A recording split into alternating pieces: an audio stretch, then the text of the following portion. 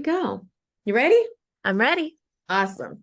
Hey guys, welcome back to another episode of Just Be You. I am here today with a really special episode with a fellow podcaster. I'm so excited. We're in the same realm of things. And it just goes to show, guys, even when things start off as a weird concept in your mind, the further you pursue things, you will find the people that are in your orbit and you will find your people. That is my theme for the week, is your people out there, and it's just a matter of time before you find them. I find this person so inspirational, just the things that she's done already. And I connected with it and I felt like, oh, this is like me in like another body in another time or like in another place of the world. And that's the beauty of everything that we do. And I'm just so excited for you guys to hear more from her. So we're going to dive right into it and we're going to say hi to my guest, Miss Lacey. How are you feeling today? Oh, I'm feeling good. My face hurts from smiling, listening and watching you talk about that. And yes, I totally agree. Just the this crazy idea in your head, and then you find people who get it, and it's so exciting. And preaching to the choir. Absolutely. Yeah. We just got to stay in our element. Yeah. And just keep going for it, because you just never know. Every day looks completely different. It does, which is scary, but also good. Yes, but it's so exciting. And it's just sometimes even just this morning, I had an epiphany, or just when things connect and it's just oh, this is what that means. This is what it leads to. And that's what gets me so excited. And part of the reason why I'm just a little all over the place. I'm loving your energy today. It's so infectious and I needed it today. So just thank you. You're welcome. You're welcome. I love it. The energy is real, guys. Yeah. There's power in energy. Yes. And it can even go through Zoom. Yeah, especially through Zoom. I heard someone say not so long ago, it's transferable. You can't destroy it, you just transfer it. Yeah. Which I thought is dope, but but enough about me. What is going on with you and your show, The Mdd? Can you just explain that a little bit? Because once I seen it, I was like, oh my gosh, this is the perfect word to describe everything. Yeah, so I recently started a brand called The Mddl, and a main part of that is my podcast called Sharing the Mddl. And where it came from is a few months ago, I started writing. And I was writing about just me and my life, just for myself. Mm-hmm. And this idea of the middle was surrounding almost all of my writing. My frustration with the middle, that I was not the best, but I wasn't the worst, that I was feeling like I was in the middle of a phase and I couldn't get out, or that I see an achievement that I want to get to and I'm just not there yet. And I just am in this middle. And the minute that I started talking about it with other people and getting it out there, everybody seemed to have this reaction of, oh my gosh, I know exactly what you're talking about. And it was so interesting to me that everybody took it in a very different direction. For me, it's not a positive thing, which it makes it sound crazy that basically I'm devoting my life to it now, about talking about it. But it's really, truly my way of trying to figure out how to embrace this middles of life. And there were some people who are like, oh, I love the middle. It's about time and you have to embrace it. And it's the now. And then other people were like, I know, right? The middle sucks. The messy middle. I don't like it.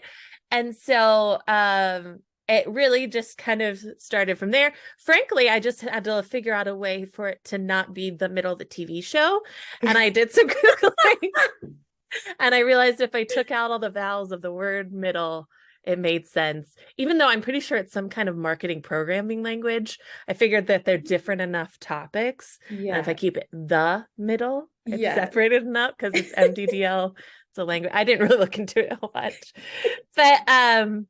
But yeah, and it's just really grown from there, as far as being a great way for me to ground a lot of my ideas and passions, and to talk to people. Because as I was discovering that the people in my life were relating to what I was saying. I'm like, this is got to be something bigger than me. I think that this is something that other people would love to think about and talk about. And I'm still not good at it. I think you are. You think I put on a great show. I put on a great show, but I am getting better about it. And there are some parts of it that I love. Like in my first piece of writing about it ever, I talked about how I love the middles of food. Like give me the middle of an Oreo, or I The cream is the love, best. yeah, I love, I'm a middle brownie person. I know that's a controversial topic, I've learned. I mean, it's interesting. That's a first. It's a 50-50. I did a poll because I wanted to know that it's 50% of people liked edges and 50% of the people liked middle pieces like me. Okay. The middle of like a crusty piece of bread, that like soft part that's just one bite, but it's magical, And so now I'm on this kind of quest to figure out how to love the other parts of the middle that I hate in that same way. So so that's what the middle is. And then sharing the middle, specifically my podcast, is my way of being able to bring in other people's stories about the middle. And so I've been able to interview some really fascinating, cool women specifically so far about what the middle means to them. And then we usually talk about a specific middle moment as a way to kind of talk about the relationship with the middle. And it's been awesome. And it's also been great because you remember I said in the beginning, I asked my family and friends about it. Well, last night I actually did a podcast recording with my mom and my sisters to do an episode with them, to hear them talk about it. And so it's just been, I've also simultaneously been going through a lot of health issues at the same time. And it has been really the saving grace of my life right now, because it has given me all of this in a time that I desperately needed it. No, that's totally fair. I mean, I guess when I was in my mid, I was just like, I just called it a midlife crisis. I'm like, I'm not even in my midlife, but this has got to be it, because everything was just like completely wonky and it just really didn't make any sense for like a really long time. Mm-hmm. And when I would try to explain it to people, they were like, maybe you just need a vacation. And I was like, no, it's bigger than that. So I just found like a lot of comfort in it in like the first, I don't know, 30 seconds that I read, and I even like listened to it. And just when you were explaining how it came about, I just was thinking, I'm like, wow, it's just amazing. Or at least I'm seeing the correlation between like writing and like podcasting, because for like conversations that I've had with other podcasters, it's kind of taken a similar approach. And I think that's kind of cool. So this baby was born out of like a journaling session. And I was just like, Bert, that makes no sense.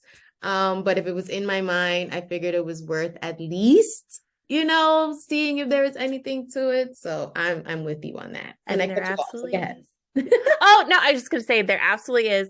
And I think as a society right now, and I think this really leans to you, of like, we've been so taught to do things a certain way. And a lot of what I'm learning through this process is we kind of have to unteach ourselves some things. Oh yeah. And that's what makes the difference, and that we need to stop worrying about, because I don't know about you, but I feel like I look around all the time and it's about either someone who's making billions of dollars, or it's a tragedy in our world. And it's really like, there's no in between. And so really kind of getting back into yourself is what's important. Yeah, absolutely. So when you were like first exploring, like coming back to your own middle of like peace and sanity, well, did you have like a go-to tool, or was that something you just had to source out yourself? Well, so I just quick shout out to my therapists over the years. I've had two amazing therapists that have given me tools along the way. Of just like different thought processes and honestly just another voice to challenge some of those just mean thoughts, because I've got a lot of mean thoughts in my head, and like I am the meanest person in the world only to myself. I tend to give everybody else the benefit of the doubt, and I don't give it to myself. So those kind of tools, but really writing has been so great for me. And it's me learning kind of the same thing I said earlier. I can write what I want to write. You know, I have 2 master's degrees, so I spent a lot of time in my life writing for other people, right? I wrote academic papers, and then in the world of business and work, you're writing for other people. Mm-hmm. And this was the first time in really my whole life that I sat down and I was writing just for me. Yeah. And in that process, I had some realizations. So like I realized, you know, I'm a bigger girl. I have been my whole life. And I was like, I've never talked about that out loud with anyone. Mm-hmm. But it's not a secret. Everybody Right. can see me. So why is that a thing? And so writing became a place that I said it out loud for the first time. And so really just writing, and starting to unlearn and start to tune out. Because I also, this is one of the phrases, again, my wonderful therapists have taught me, is that I need to stop shoulding all over myself. Because I'm constantly like, I should be able to do this. I should need to think like this. I should be this way. I should do this. And when I'm faced with like, why? Why should you? I hear you say this all the time. Why should you? And the writing has really kind of helped me look at those more of like, well, why should I do laundry a certain way? I don't need to, you know, or why should I, you know, just a whole host of things that I put the pressure on myself for frankly no reason, but are constantly messages we receive from society. And it's like, no, I need to stop shoulding. I don't need to do that. That's not a thing I need. And really starting to look at my like needs and that kind of thing. I was writing. I think writing. No, that's totally fair. I mean, when I look at my journal, sometimes I'm like, this is just a place for me to have like word vomit and not worry about offending anyone, and it just is what it is. So, you know, you get that whole therapeutic, you know, aspect of it, like, so I resonate with that. I don't know. I'm sure everyone else is, because we are our own worst critics, because we beat ourselves up because we have these, I don't want to say delusions of grandeur, but as you said, competing with society, we kind of always feel that need, like, oh, I should be a certain place. And it doesn't look the same way for everybody. And that's fine. That's how it's meant to be. Yeah. Yes. And I think our world now is simultaneously making it better and worse. That it's almost like you either have to be super conformed to this one thing, or you have to be completely different. Yeah. And it's, again, it comes up all the time, so I apologize. It's the middle ground. It's the middle of all of those things of where you are. Yeah. Yeah. Don't apologize for the middle, because the middle shows up everywhere. And it does. And it's so funny because now my husband likes to use it as like a dunk on me. And he'll like I'll talk about something and being frustrated. And he's like, so would you say it's the middle of this? I'm like, shut up. Yes, it is. So in full disclosure, I did use the middle in like a post that I was writing, and I'm like, oh, like it, because it just fits so perfectly. It just fits, yeah. I also want to be very clear. I am not the originator of this in any way, shape, or form. I'm not original. I just, yeah, like well, you are original, okay? I am in my putting your own special sauce. Yeah. But like there's songs about the middle. There was a show called The Middle. One of my friends, after she had the concept, she sent me this thing about a Buddhist practice or belief about the middle way, which kind of all kind of comes back to this. So I'm about to say this and I feel so uncomfortable even say it. I just feel like this is a message we need now again in our society. So I felt like I needed to say it. I don't know.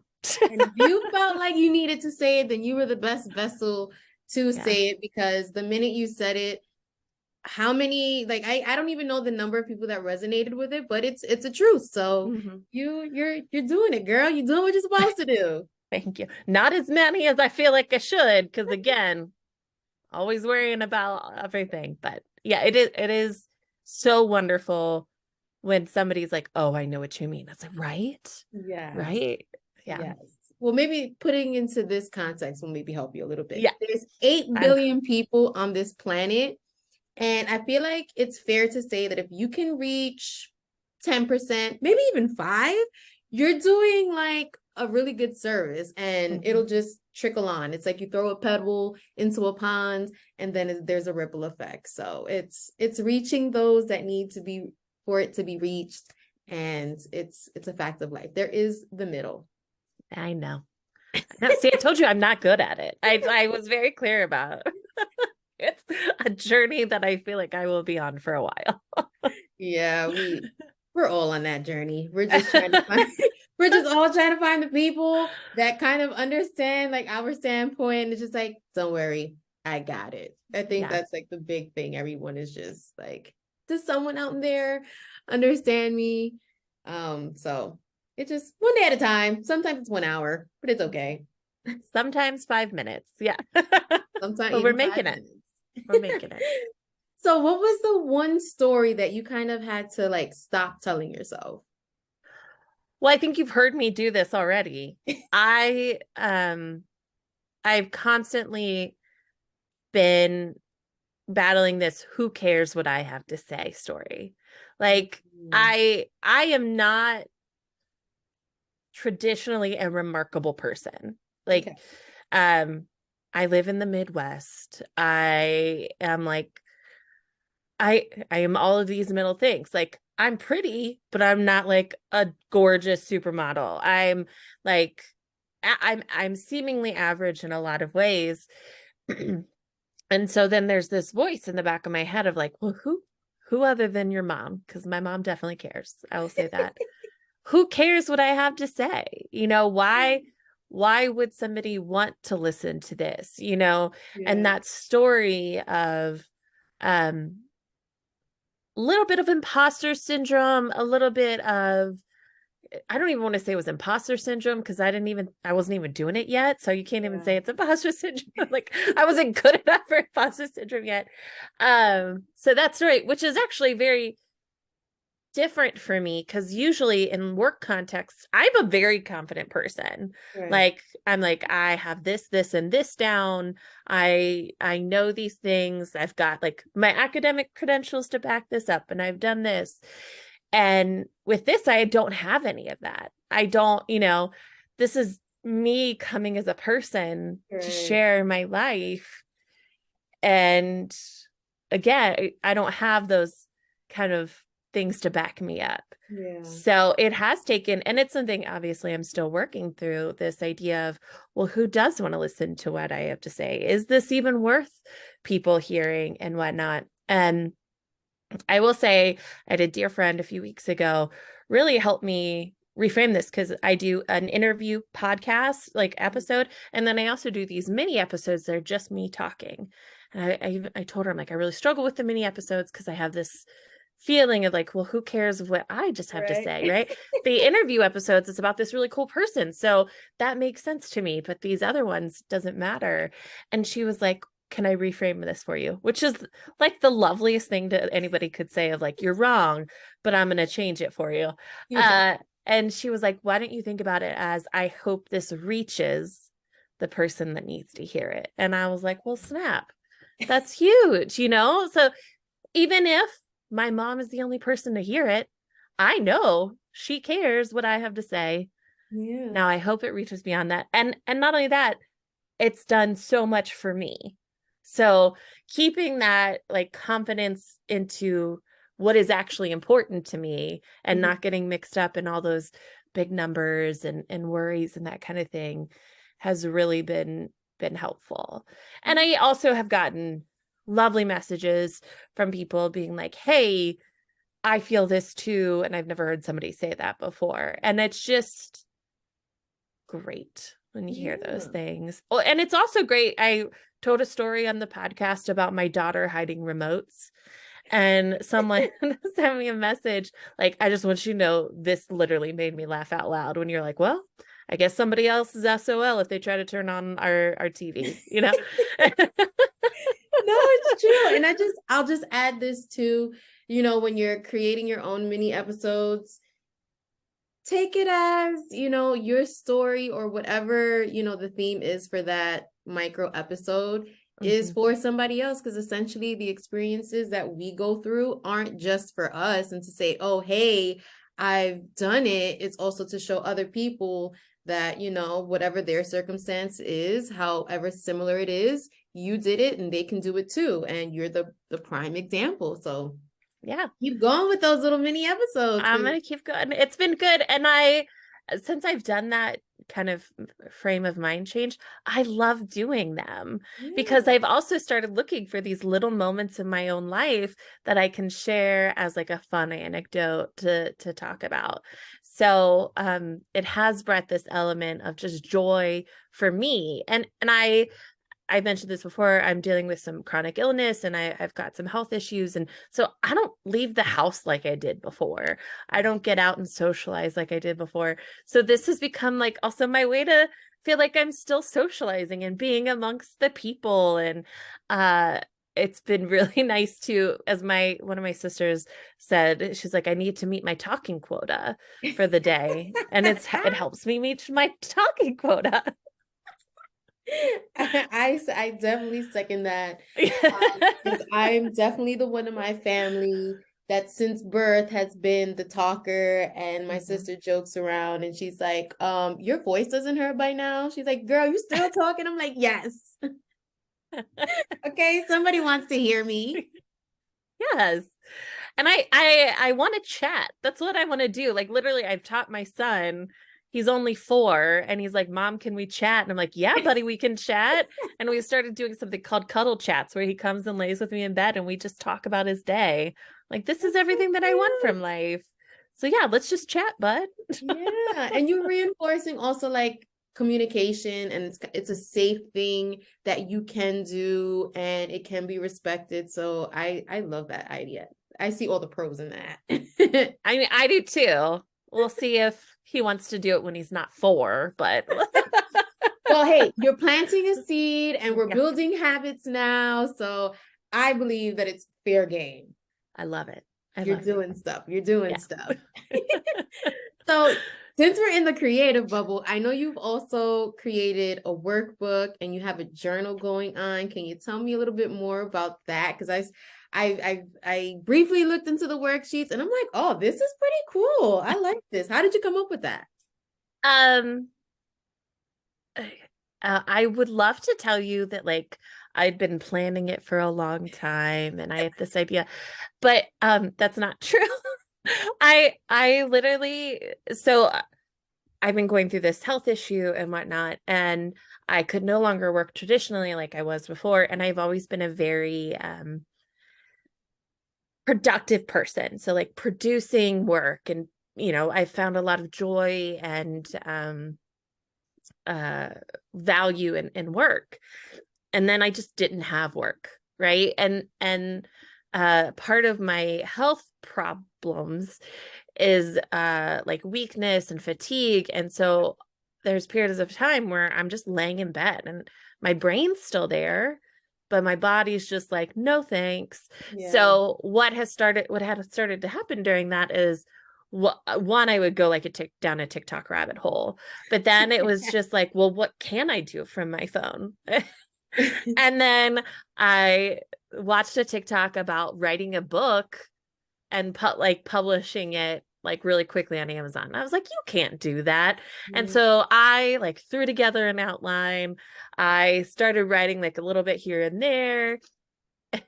And then I had a pretty decent idea and I was like, okay, maybe this is going to become something. And then I accidentally told Amazon that I was going to publish it because I was getting a little click happy. And then it was like, oh, I have a deadline. And people are, if I want people to buy this, I have to make it and make it good. So then from there, it really became something that I'm very proud of, in that I really thought about, like, the self-help industry really frustrates me in general because it's very much dependent on one person telling you what to do, and like that they have all the answers and that they're the expert. And I'm not an expert on anybody else's life. I'm just not. I can tell you True. my experience, and I can give you tools that have helped me, but I can't say that it's going to change your life. Right. So another piece of my background is I have a master's degree in instructional design and technology, and I've done instructional design as well for like the past 5 or 6 years.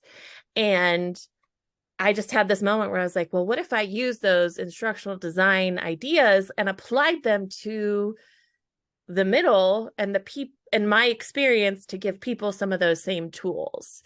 So that's kind of how it became into something that's actually good and not me just throwing words on a page.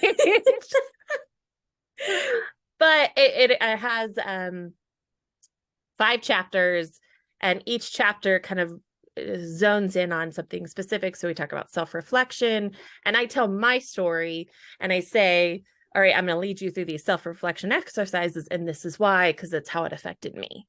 Yeah. And then I do the same with self-care. And then another part of what I've thought about with the middle is that it really is a lot of recovering perfectionists and overachievers really struggle with the middle. Those are 2 of my big things that make me struggle with it. So I have chapters on those, and then a chapter about just being in the middle of the struggle, because I'm in the middle of a struggle. So what are tools that can help me through it?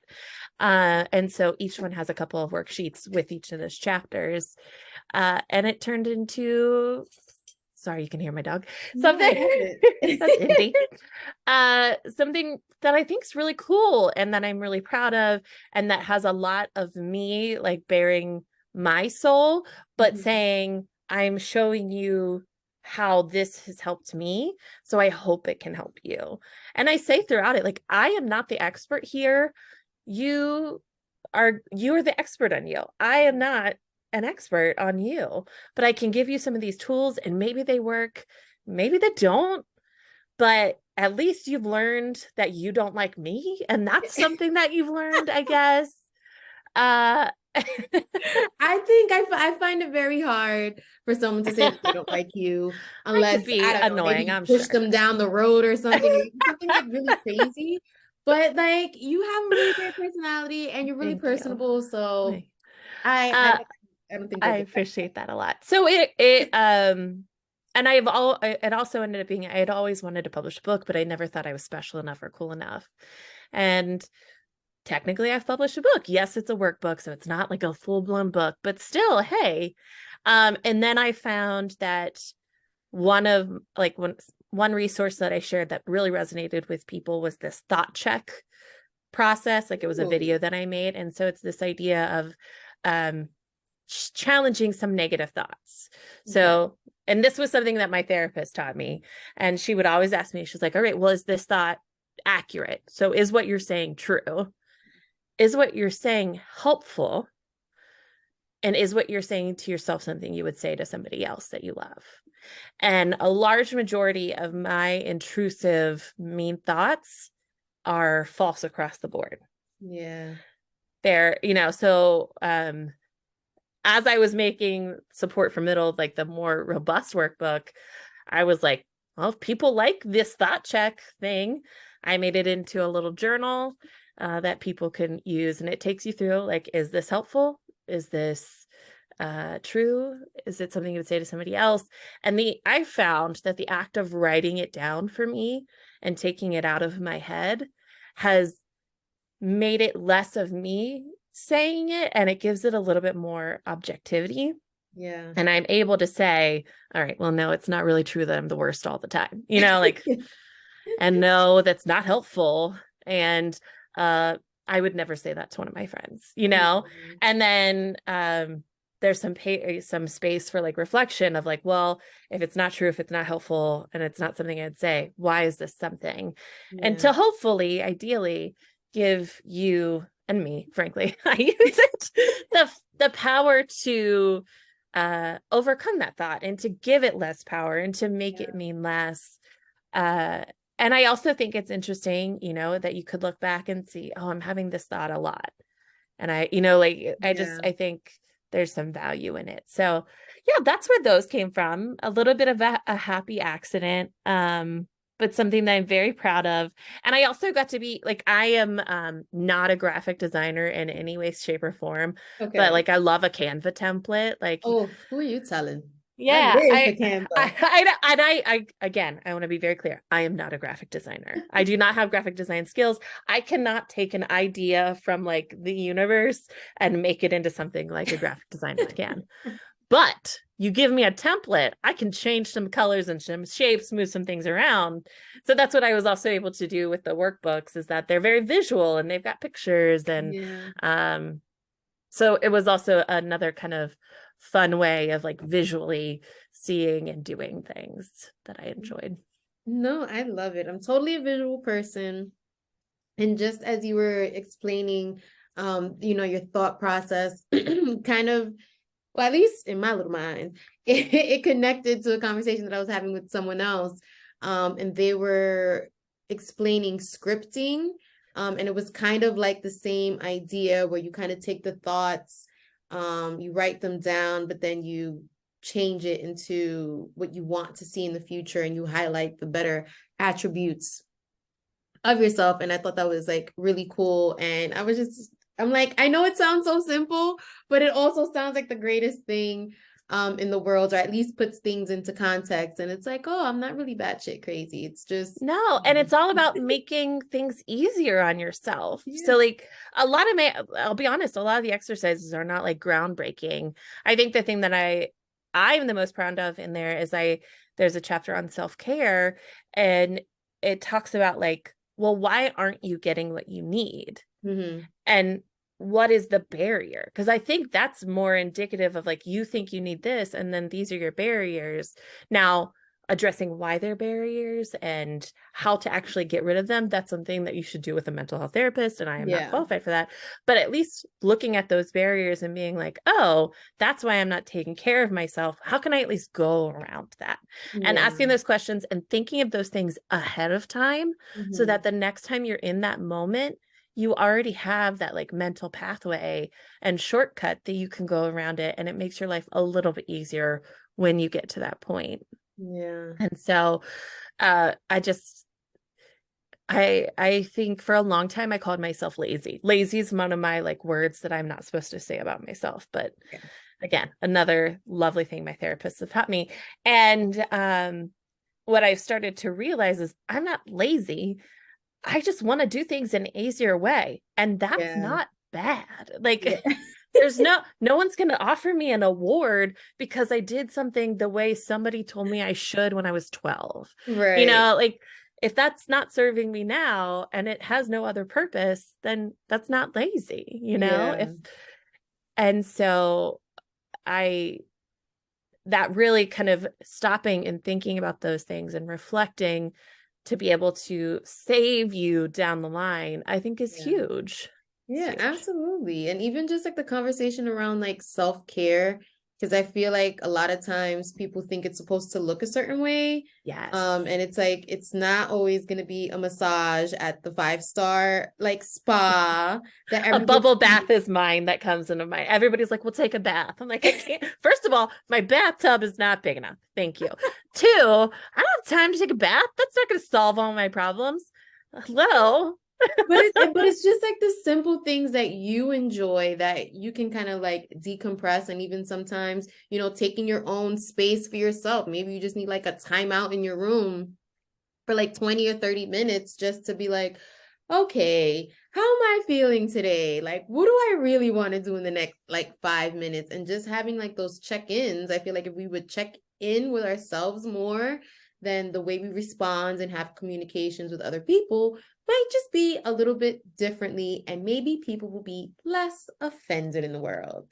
Absolutely. And I think you hit the nail on something, is that we have kind of desensitized ourselves to ourself. But when you said check in with yourself, we are so focused on, again, like the shoulds and what other people think in the outside world, that we've really separated ourselves from what we are really, like, sometimes physically feeling and thinking and that kind of thing.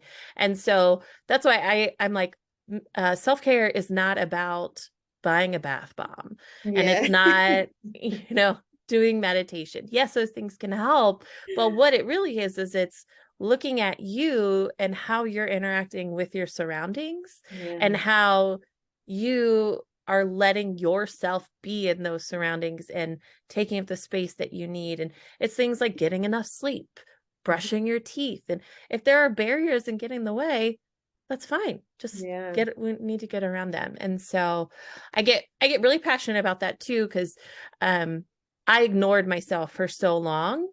And it wasn't until I got sick that I started actually like listening to my body, and then not beating myself up for when I had to lay down, when previously I would be like, oh, I should be able to do this. I shouldn't lay down and all this stuff. And now it's like, well, no, if I don't lay down, I might pass out. So we all, the consequences are much more immediate for me and maybe a little bit more dramatic.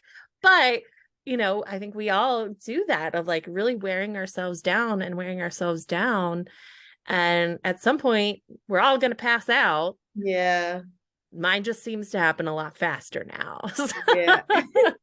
No, but it's important to like listen to your body and like figure out like, okay, if you really feel like you need to keep going, it's like, why do you feel the need to keep going? And for whom do you feel like you need to keep doing this for? Because like 90% of the time, it's not even for yourself. It's for somebody else. Yeah. Yeah. And I think that there are a lot of ways that our identities tell us that we should do things like motherhood, having 2 young kids, basically initially taught me that I have to completely sacrifice myself, and that's the only way to be a good mom. And now it's like, no, that's not good for them, because then I'm just teaching them that, and I don't want that for them, and it just, it's very easy to, and like I mentioned earlier, I'm a Midwesterner. So Midwesterners were really nice to the point of like pain sometimes for ourselves. It's roll up your sleeves and get to work, whether it's good for you or not. It's all of those mentalities and those kind of stories in our heads that make us stop listening to what we actually need. Yeah, no, that's great. So how do you like to have fun? How do I like to have fun? Like if it's a nice summer day and you wake up and you're like, yeah, I'm about to take over the world, what are you doing? Well, it's hard because, well, no, I was like, so it's really funny. I have a very lovely set of friends who have learned that even before I was sick, I was a homebody. Okay. Like, nothing wrong with that. Is that like I was the friend that was like, so I would love to come see you. Is there parking where we're going? Because that is a priority for me. Like we need. Wait, are they from New York? No, that sounds like a very New York thing to say. No, we live in Cincinnati, okay? But there are places where it's like, oh, I don't want to have to go to a parking garage or find street parking. That's just so much work. I could have a drink at home, The cost benefit analysis is very serious. So, but before that, definitely spending time with friends, chatting, talking. But I am really a lover of pretty much all things audio. So I love podcasts. I love audiobooks. I love specifically romance rom-com audiobooks. That's a thing that I really love. And it's one of those things that I've just now, it's like, I'm like, no, I need to be able to say that, because I had a lot of judgment about myself of like, it's not smart stuff. I'm like, no, it's smart and I like it and it makes me happy. Same with, I love a Real Housewives. I love Vanderpump Rules. The joy it brings me is insane, and I am just going to unabashedly love it and embrace it. So just have fun. It's okay to enjoy the small joys in life, although other people may see guilty pleasures or There, that. yeah. And so I'm Yeah. like, there's no guilt here. It makes me happy. It's not hurting me. It's not hurting anybody else. We're all good. Yeah. What book are you listening to right now? It is a book by Megan Quinn. I don't remember the name exactly. Hold on, I'll tell you. Because I'm always looking for a new book to either read, although I'm more of like the physical. I like a physical book because I like the smell of the pages for some reason, and just like the smell of the books. I know it's kind of I understand. It's like, fresh paper. Love it. But it's called Right Man, Right Time, and it's a rom-com, and it brings me joy. I love it. We like that. We like it. We dibble and dabble and celebrate all things that bring us joy. Yeah. And I will say, I also have a really awesome husband who is my favorite person to spend time with and chat. Like last night, we just sat up and talked about the word advice for like 30 minutes on whether or not it's a good word or not. And it made me so happy. And I do have 2 little kids who are really cool. A 4-year-old boy and an almost 2-year-old girl. And they're just so much fun. And being with them is pretty great too. It's exhausting, but it's great. Yes. I don't have kids, but I do have nieces and nephews, and the 2 little ones, they're 3 and like 1.5.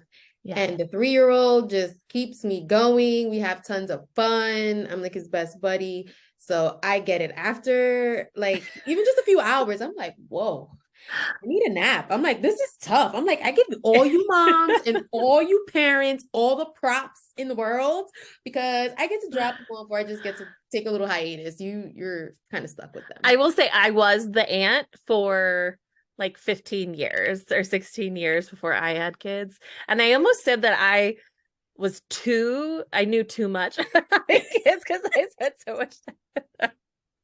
But it is different when you have your own kids. But also it is so great.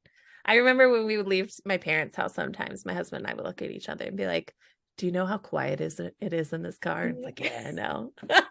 Like, isn't it great? Isn't it great? No, I love it. And last question, what are you looking forward to most in 2023? What are you so excited about? You know, for the first time in my life, I am looking out and I don't have an answer. Ooh. Of like, this is what my work's going to look like. This is what my life's going to look like. I don't have a whole lot of plans. And at first that's scary. But what I've started to realize is there really is no limit for me. When it comes, like, because sometimes, I lost my income. So sometimes I worry about money, but it's like, also there's no cap to my money. And it's like, okay, same with, just the creativity and joy that I'm finding is there's just really no limit to those things. And that has turned into, for me, like the amount of possibilities there are is endless. And that is so cool. Yeah. That is so cool. And I have the ability to have control over all of that for the most part. And that's what I'm really excited for is just what could be possible. Yes, I love it. Embrace the possibilities because they're all around us. We just got to be like, oh, I want that one. I want that one. And I want that one. And you're already on the way. You've got your workbook. You've got the journal. And it's only up from now. Yeah. And I was in a conversation with somebody because I was talking about what I was talking about earlier about like my frustration of like things not happening fast enough and worrying about numbers and all this stuff. They're like, well, what if you had those things? How would your life look different? And I was like, it wouldn't. I love what I'm doing. I love the podcast. I love writing. So how cool is that that wouldn't look different? So for me, it's like, okay, no, I just need to keep moving in the direction that I'm going. And we're going to get there. It's going to happen. It's going to happen. It will. I stand with you on that one. I do. And on that note, where can people connect with you? Where can we listen to your show, find your products? Yeah. So, it's the middle. So THEMDDL. So middle with no vowels, as we already talked about. And so I've used that to like structure all the things I've created. So technically my blog is called Embracing the Middle, but it's just at themddl.com. Gotcha. My podcast is called Sharing the Middle. And then the workbook is called Support from the Middle. So all of those things middle. And I am an active social media person. I'm weirdly loving making TikTok and Instagram reel videos that aren't cool. Like I'm not doing cool things, but apparently I just love talking, which we've already established. So maybe it kind of makes sense.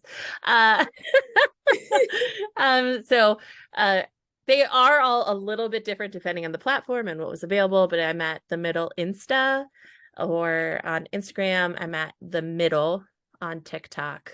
But it's all, if you go to themddl.com, it's all there. So yeah. Don't worry, it'll be in the show notes. And I just love all the play on the words. So I'm here for it as always. Thanks. Yeah, when I first told my husband, I was like, Joe, like this has legs. This could mean some things. And he was like, all right, cool. No, but that's great. I mean, half the battle is also having your spouse's support in it, because without their support, we can't do the other half of the things that we do. So there's the whole what is the word, synchronicity, if I'm even using and saying that right word, but whatever. I get what you're saying, and that's everybody gets what I'm trying to say. Yeah. Absolutely. Well, it was a pleasure to have you on the show. I had a lot of fun. I had so much fun. Thank you for having me. You're welcome. I'm so glad, thankful, and grateful that we crossed paths. Me too. This will not be the last time you hear from me, because we're in the same orbit, and I just can't wait to see how our relationship continues to grow and blossom. Agreed. And I'm so excited for all that you've already done, and I can't wait to see where you're gonna do later on in the road. And I will definitely have my eyeballs on your Insta, because you inspire me to be better with my own reels, and just kind of getting over I don't really like to be in front of things, which is kind of funny since I have a podcast show and we're doing videos. So it's but you're so engaging. I'm watching you now. I'm like, yes, you should do more. I mean, do what you want. I'm not telling you what to do, but no, I think you would be good. I know. It's just like we've, discussed already. It's me getting out of my head, and it's just just pretend like I'm doing a show and I'll be fine. But yeah, I don't know. Maybe we'll team up and you can coach me through it and help me work it out. I don't know. I just usually pretend like I'm talking. So it does help. I have a little group chat of friends, and we send each other videos of what we're doing. Yeah. And I think that really made it easier for me to do this, is I'm used to just getting on and I'm talking to my friends. And I mean, and it just, it helps me kind of get over that initial hump of I'll do it. Okay. Okay. So you're just talking to your friends, just sending them a message. Yes. Good point. I'm going to keep that at the front of my mind. Okay. You're giving me courage. See, this is good. Good. So guys, thank you again for joining us on this great episode. I'll see you again next week. And if you haven't heard it today, always remember, you are strong, you are worthy, and you are enough. And I'll see you in the next one. Bye. Bye. Hold on. Let me just...